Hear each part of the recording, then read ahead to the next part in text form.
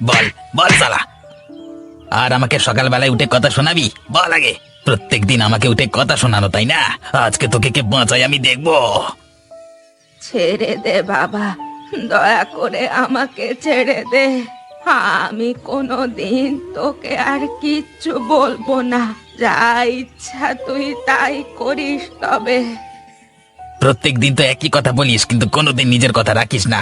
আজকে তোর একদিন কি আমার একদিন। একবার তোকে শিক্ষা না দিলে হবে না। আহ, আমার লাগছে বাবা, অত জোরে জোরে মারিসনি।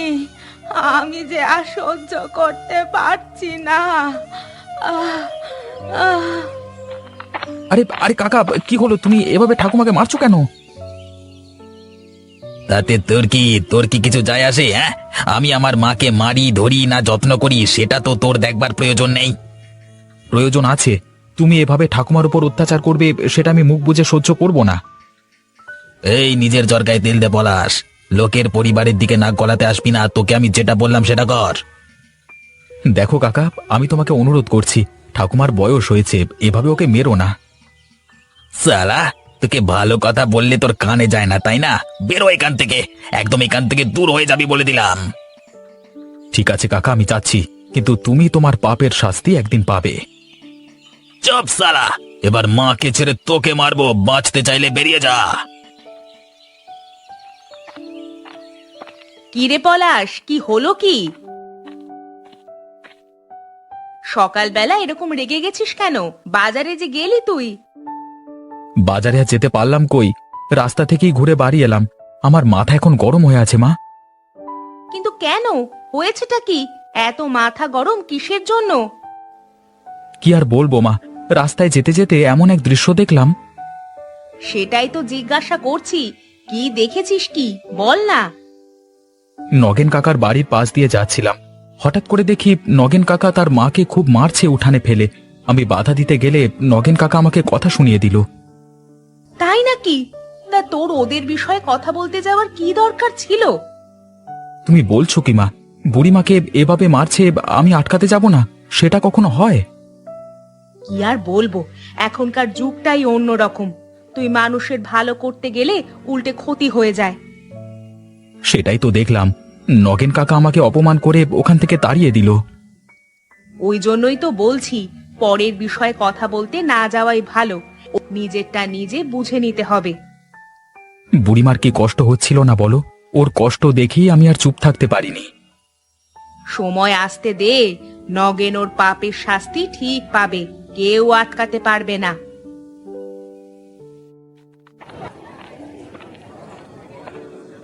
বাহ, দারুণ হয়েছে, আজকে বেশ ভালোই মুনাফা হয়েছে। বাজারে দেখছি এখন লাউ আর কুমড়োর চাহিদা অনেক বেশি। দেখি তাহলে একবার নগেনের মায়ের সাথে যোগাযোগ করতে হবে।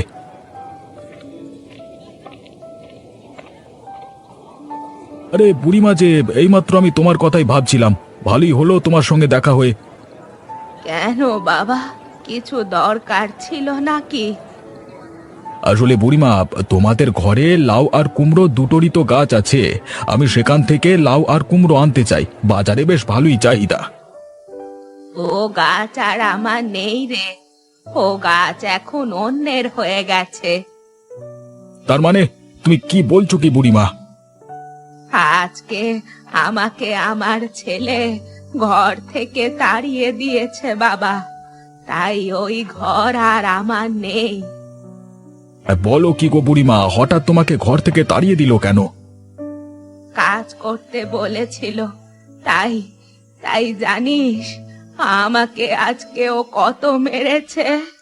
বলেছে ঘরে ঢুকতে দেবে না। সে কি গো বুড়িমা, তুমি তাহলে এখন কোথায় যাবে?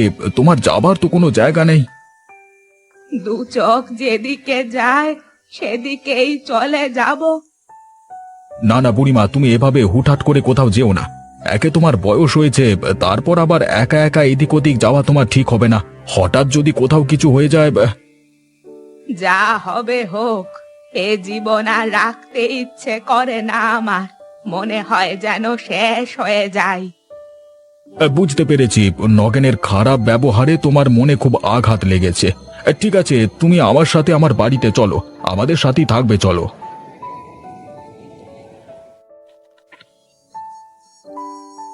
কই গো গিন্নি, কোথায় গেলে? বেরিয়ে এসো, দেখে যাও কাকে নিয়ে এসেছি। আরে বুড়িমা নাকি? আসুন আসুন, ভেতরে আসুন। অনেকদিন বাদে আমাদের বাড়িতে এলেন। এখন থেকে বুড়িমা আমাদের কাছেই থাকবেন। সে কি, নগেনদা কিছু বলবে না? এইভাবে যদি আমাদের ঘরে থাকতে শুরু করে? কি আর বলবে, নগেন তো বুড়িমাকে ঘর থেকে তাড়িয়ে দিয়েছে, তাই জন্যই মনের দুঃখে বুড়িমা এই গ্রাম ছেড়ে চলে যাচ্ছিল। আমি বুড়িমাকে নিয়ে এসেছি এখানে আর কি। তুমি ভালোই করেছো গো। উনি এই বৃদ্ধ বয়সে কোথায় বা আর যাবেন? তুমি আমাদের সঙ্গে থাকবে, এসো বুড়িমা। একদিন থাকলাম ঠিক আছে, কিন্তু সারা জীবন কি তোদের সঙ্গে থাকা যায় বাবা? তোদের অসুবিধে হবে যে। আর আমি বুড়ি মানুষ, তোদের ঘরে কেন চেপে বসে থাকবো বলতো? ও কথা বলছেন কেন বুড়িমা? আপনি আমাদের সাথে থাকলে আমাদের কোনো অসুবিধা হবে না। আমি সারাটা দিন ঘরে একাই থাকি, বরং একজন সাথী পাবো। হ্যাঁ বুড়িমা, লতা ঠিকই বলেছে, তুমি আমাদের কাছেই থাকো, আমাদের কোনো অসুবিধে নেই। ঠিক আছে, তোরা যখন বলছিস তখন আমি না হয় তোদের সঙ্গে থাকলাম, কিন্তু একটা কথা, যখনই মনে হবে আমি বেশি পেয়ে বসছি এখানে, তখন আমাকে জানাস। তুমি যে কি বলো না বুড়িমা, ওসব কথা কোনোদিন মাথাতেই আনবে না তুমি। এখন বলো কি খাবে, তোমাদের জন্য কিছু কিনে নিয়ে আসি।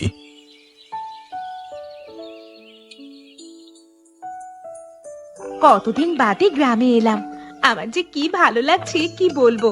সেই কোন ছোটবেলায় আমি এখানে এসেছিলাম। তাই জন্যই তুমি আসবে শুনে মাও খুব খুশি হয়েছিল। এখন তাড়াতাড়ি চলো। যখন ছোটবেলায় আসতাম তখন এখানে কোনো এক বটতলার মাচাতে অনেক বয়স্ক ব্যক্তিরা বসে থাকতো।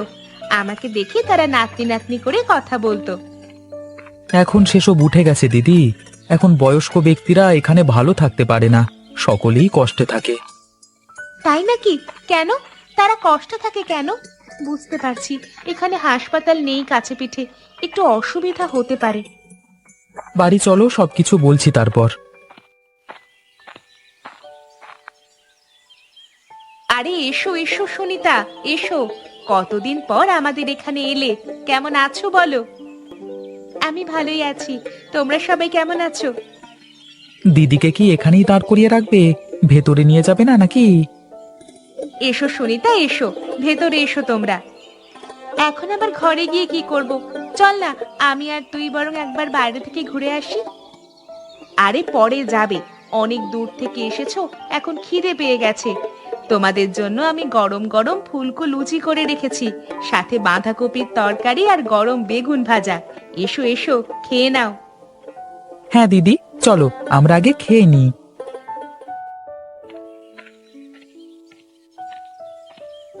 আসবো বড় বাবু, ব্যস্ত আছেন নাকি? আরে আমার আবার ব্যস্ততা কি, আয় আয় এখানে বস। আপনার সামনে বসবার সাহস দেখাবো না বাবু, আমি দাঁড়িয়েই ঠিক আছি। আপনার পা দুটি একটু টিপে দেব? না না থাক, আজকে আর দিতে হবে না। আজকে বিশেষ বাইরে যাওয়া হয়নি, যেদিন বাইরে যাব 14তে সেদিন এসে পাগুলো আমার টিপে দিস একটু। ও নিয়ে আপনি কোনো চিন্তা করবেন না, আমি সব সময় আপনার জন্য আছি। কিন্তু আপনার যদি একটু সাহায্য পেতাম তাহলে আমার জীবনটা একেবারে ধন্য হয়ে যেত। কি সাহায্য চাস বল? চুরি টুরি কোথাও করেছিস নাকি, তাই ভয় আছিস মনে হচ্ছে। না বাবু, চুরি করিনি। আসলে ঘরে মায়ের সাথে সামান্য ঝগড়া হয়েছে, তাই জন্য মা আমার উপর রাগ করে ঘর ছেড়ে চলে গেছে। সে কি রে, এমন ঝগড়া করলি একেবারে ঘর ছেড়ে বিদে হয়ে গেল? মা ওরকমই, নিজে বললে ঠিক আছে, যদি ঘুরিয়ে দুটো উত্তর দেওয়া হয় তাহলে একেবারে ছটফট করে। এবার দেখুন না, বাইরে বের হয়ে ঘর আসেনি, এখন আমার ভয় হচ্ছে আমার নামে এদিক ওদিক উল্টো পাল্টা না বলে বেড়ায়। তুই ভয় পাচ্ছিস যে গ্রামের লোকেরা তোর উপর চড়াও হবে, তাই তো? তুই চিন্তা করিস না, কিছুই হবে না। আমি আছি তো, আমি তোকে ঠিক বাঁচিয়ে নেব। আপনি ভরসা বাবু, আপনি ছাড়া আর কে আছে বলুন? তাই জন্যই তো আপনার কাছে এলাম।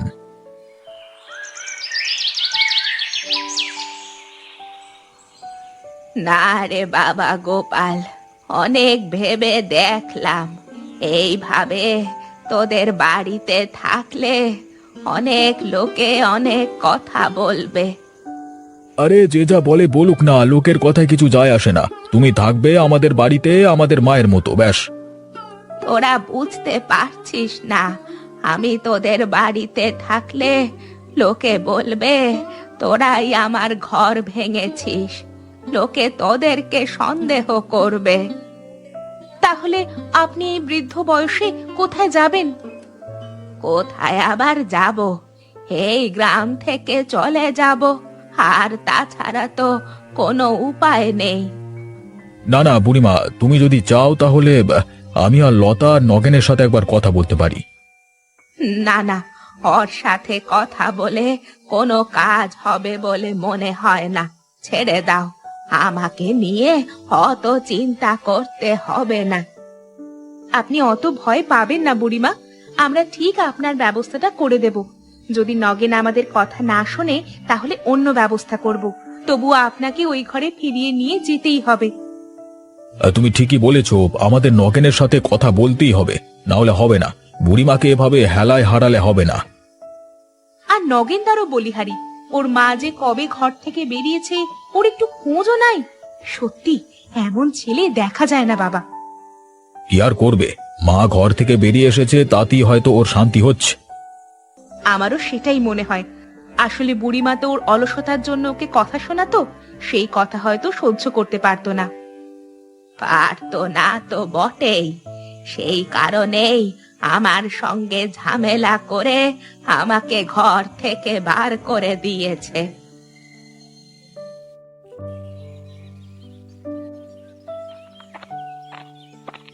তুই যেন কি কথা বলবি বলছিলিস? জানো তো, আমাদের এখানে নগেন নামের একটা লোক আছে। সেই লোকটা তার মাকে ঘর থেকে তাড়িয়ে দিচ্ছিল। আমি সেই সময় বিরোধিতা করি বলে আমাকে অনেক কথা শোনায়। বলিস কি রে, মায়ের গায়ে হাত তুলেছিল? ওর সাহস তো কম নয়। তা কি জন্য মায়ের গায়ে হাত তুলেছিল? নগেন কাকা অত্যন্ত কুটে লোক, একদম ঘরের কাজ করতে চায় না, শুধু ঘরে বসে বসে ঘুমাবে। বুড়িমা তাকে কথা শোনাতে গিয়েছিল বলে বুড়িমার উপর তার রাগ। জানিস কি, আইনত এই কাজগুলো কিন্তু অপরাধ। যদি এদেরকে আইনের আওতায় আনা হয় তো। তুই একটা কুলাঙ্গার ছেলে, তোর মতো ছেলে থাকবার থেকে না থাকা অনেক ভালো। তুই আমার কানের কাছে বেশি ফুটানি মারিস না, যেখানে যাচ্ছিস যা, আমার বিষয়ে বেশি কথা বলতে হবে না। মাটা কারে গাধা, এইভাবে রাস্তায় ফেলে দিলি? হ্যাঁ, তোকে যদি জন্ম দেবার পর তোর মা ফেলে দিত কেমন হতো বলতো? ওই দেখো দিদি, ওই সরু পাড়া মুখটা যে লোকটার, ওই লোকটাই হলো নগেন। ওই নগেন ওর মাকে তাড়িয়ে দিয়েছে, এখন ওর মা গোপাল কাকার ঘরে আছে। চল তো একবার গিয়ে ব্যাপারটা শুনি।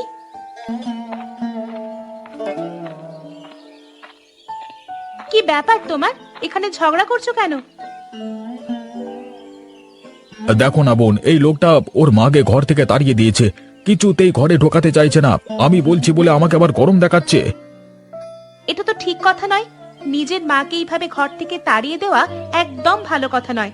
তুমি জানো এর জন্য পুলিশকে জানালে তোমাকে ধরে নিয়ে যেতে পারে। আমি কাউকে ভয় করি না, তোমরা যা পারো করে নাও, আমি চললাম। সবাই মিলে এসে লাগলো কানের কাছে যত সব।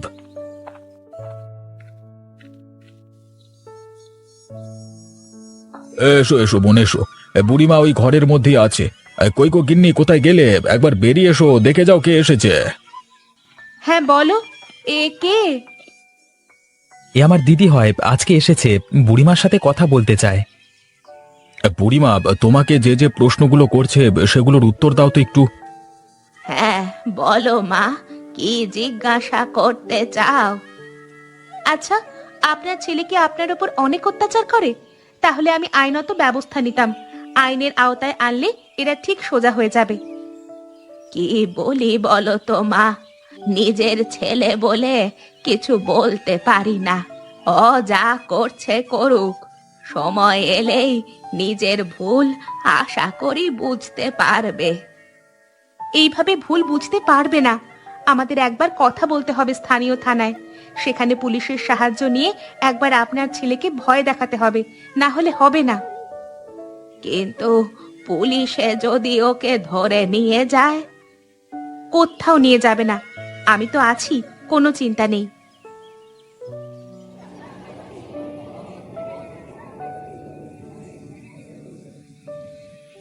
আরে আসুন আসুন, নিয়ে যান একদম সস্তায় চাল কুমড়ো নিয়ে যান, ঘরে রান্না করে খান, তৃপ্তি করে খান চাল কুমড়োর তরকারি। খেয়ে যান চাল কুমড়োর তরকারি খেয়ে যান। এই যে দোকানদার, তোমার এই চাল কুমড়োগুলো কত করে? এই একটা চাল কুমড়ো 50 টাকা করে। আপনাকে কটা দেবো বাবু? তুমি আমাকে দুটো দিয়ে দাও, ঘরে দিয়ে তারপর আমাকে থানায় যেতে হবে। দারোগা বাবু নমস্কার, আমি সুনিতা। হ্যাঁ বলুন, কি বলবেন? বলছি বাবু, আপনার সঙ্গে কিছু কথা ছিল আমাদের গ্রামের একজন লোকের বিষয়ে। কি বিষয়ে কথা ছিল বলুন?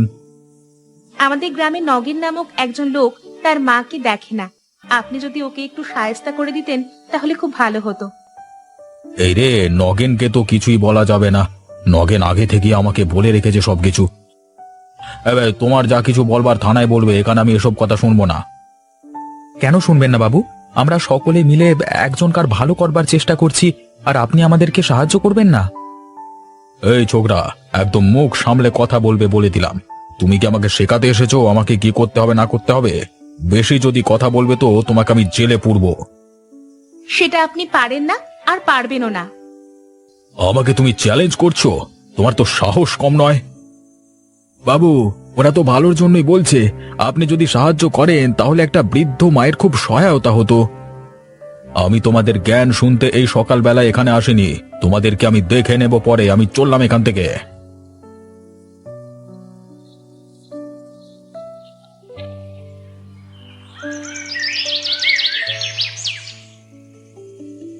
ওই মেয়েটা কে রে নগেন? মুখে খুব বড় বড় কথা মেয়েটার। কে ওই মেয়েটা? আপনি কার কথা বলছেন আমি কিছুই বুঝতে পারছি না। একটা ছোকরার সাথে ঘোরাঘুরি করছিল। আমাকে আজকে বাজারে দেখতে পেয়ে সকলের সামনে তোর মায়ের কথা বলছিল আর তোর কথা বলছিল। ও বুঝতে পেরেছি, ওটা মনে হয় এখানে নতুন এসেছে। আমার সঙ্গে গোপালদার যখন ঝগড়া হচ্ছিল না, তখন আমাদের কাছে আমাদের কথা শুনছিল আর আমাকে জ্ঞান দিচ্ছিল। আমার মনে হলো মেয়েটার একটু বেশি সাহস। আমাকে আবার আইন নিয়ে জ্ঞান দিচ্ছিল। ওর একটা ব্যবস্থা তো করতেই হবে। তাহলে আর কি, আমি রাত্রিবেলা একবার ওকে ভয় দেখিয়ে আসবো, যাতে এখান থেকে ওকে তাড়ানো যায়। সেটাই কর। তাছাড়া তো আর কোনো উপায় দেখতে পাচ্ছি না। আজকে রাতের মধ্যে কিছু একটা ব্যবস্থা কর। ও যেমন আপনাকে অপমান করছিল, আমাকে অপমান করছিল, এই অপমানের বদলা আমি নেবই। আপনি শুধু আমাকে একটু সাহায্য করবেন। আমি কি তোকে কোনোদিন না করেছি? যা করবি তাতেই আমি তোকে সাহায্য করব।